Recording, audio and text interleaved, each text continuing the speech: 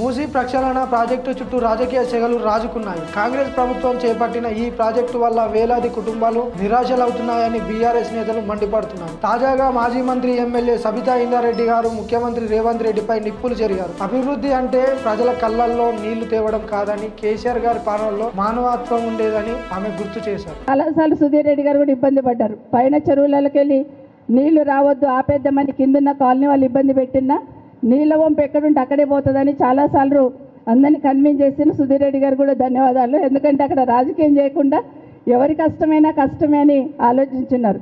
ఆ సందర్భంలో ఎస్ఎన్డిపి నాలాలు కట్టాలని కేసీఆర్ గారు మాకు సలహా ఇచ్చినప్పుడు ఒక్క మాట మాకు అందరికి కూడా చెప్పున్నారు.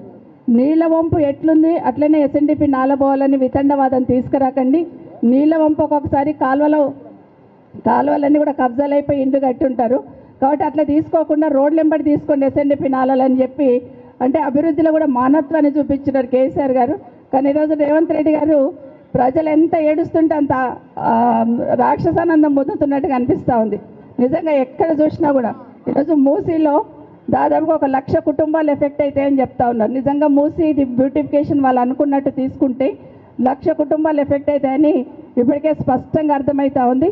ఒకటి మాత్రం నాకు అర్థమవుతుంది, కేసీఆర్ గారేమో ఉన్న 10 సంవత్సరాలు ఏదైనా జాగా ఉంటే తీసుకొని డబుల్ బెడ్రూమ్ ఇల్లు కట్టి పేదవాళ్ళకి ఇవ్వాలని ఒక సంకల్పంతో 9 సంవత్సరాల్లో 1,00,000 డబుల్ బెడ్రూమ్ ఇల్లు కేసీఆర్ గారితే 4 సంవత్సరాల్లో 1,00,000 ఇండ్లు కూలుస్తానని రేవంత్ రెడ్డి గారు కంకణం కట్టుకున్నట్టుగా అనిపిస్తుంది ఈరోజు.